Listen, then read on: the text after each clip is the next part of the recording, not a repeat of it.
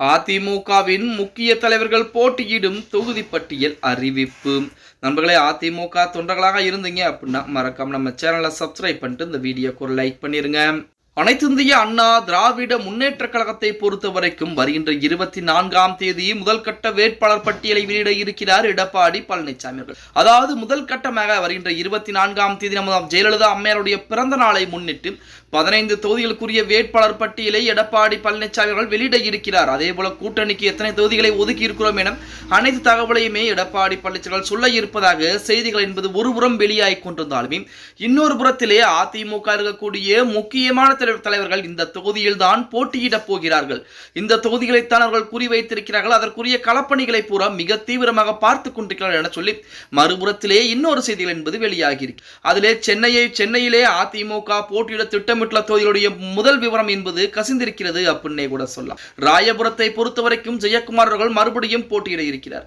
திருவெற்றியூரை பொறுத்தவரைக்கும் குப்பன் அவர்களும் அதே போல அண்ணா நகரை பொறுத்தவரைக்கும் கோகுல இந்திரா அவர்களும் RK Nagar Rajeshkumar T Nagar Sathya Virugambakkam VN Ravi Alathur Valarmathi Maduravoyal Benjamin Ambattur Alexander போட்டியிட வாய்ப்புள்ளதாக கூறப்படுகிறது. சென்னையில் 16 தொகுதியில் உள்ள நிலையிலே இதர தொகுதிகள் கூட்டணி கட்சிக்கு ஒதுக்கப்படலாம் என தகவல் என்பது தற்சமயம் வெளியாகி இருக்கிறது அப்படின்னே கூட சொல்லலாம். சென்னையை பொறுத்தவரைக்கும் முதல் கட்டமாக தொகுதி பட்டியல் என்பது வெளியிடப்படுவதற்கு அதிகப்படியான வாய்ப்புகள் என்பது இருக்கிறது.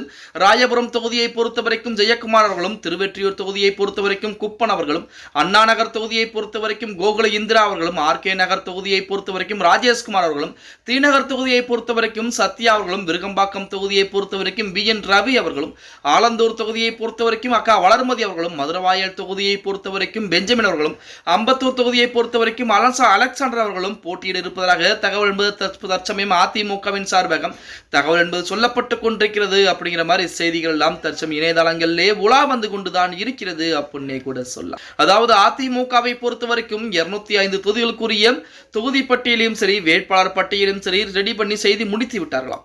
அதாவது 205 தொகுதிகளுக்கு அப்படின்னால் கூட்டணி கட்சிகளுக்கு ஒதுக்கியது போக அதிமுக எத்தனை தொகுதிகளில் போட்டியிட இருக்கிறது. அதே போல அதிமுகவை பொறுத்த வரைக்கும் இந்த முறை கண்டிப்பாக வெற்றி வகை சூடியாக வேண்டும். 2026 சட்டமன்ற தேர்தலிலே அதிமுக அமோகமான வெற்றியை பெற்றியாக வேண்டும் அப்படின்னே கூட சொல்ல. ஒருவேளை தோல்வியை மட்டும் அதிமுக தழுவி விட்டால் இனி எந்த காலத்திலும் வெற்றி வாய்ப்பு என்பதற்கு வாய்ப்புகளே கிடையாது. அதற்கு அதிமுக தொண்டர்களாகிய நாம் தான் உழைக்க வேண்டும். அதிமுக தொண்டர்கள் அனைவரும் ஒன்று சேர்ந்து வேலைப்பாடுகளை பார்த்தால் கண்டிப்பாக 2026 இந்த சட்டமன்றத்தில் என்பது அதிமுகவின் கைவசம் அப்படின்னே கூட சொல்லலாம். திமுகவை பொறுத்தவரைக்கும் உள்கட்டமைப்பு பூத் கமிட்டி முதற்கொண்டு அனைத்தையும் பலப்படுத்திக் கொண்டே இருக்கிறது. ஆனால் அதிமுகவில் அது கொஞ்சம் மைனஸாகத்தான் பார்க்கப்பட்டுக் கொண்டிருக்கிறது அப்படின்னே கூட சொல்லலாம். பொறுத்து பார்க்கலாம். 2026 சட்டமன்றத்தில் என்பது அதிமுகவிற்கு மிகப்பெரிய வாய்ப்பாக இருக்கக்கூடிய ஒரு தேர்தலாகத்தான் பார்க்கப்பட்டுக் கொண்டிருக்கிறது. ஓகே கைஸ், வீடியோ பிடிச்சிருந்தா மறக்காம லைக் பண்ணிருங்க. அப்படி நம்ம போடக்கூடிய வீடியோ பத்தின கருத்துக்களை கீழே மறக்காம கமெண்ட் பாக்ஸ்ல பதிவு நண்பா.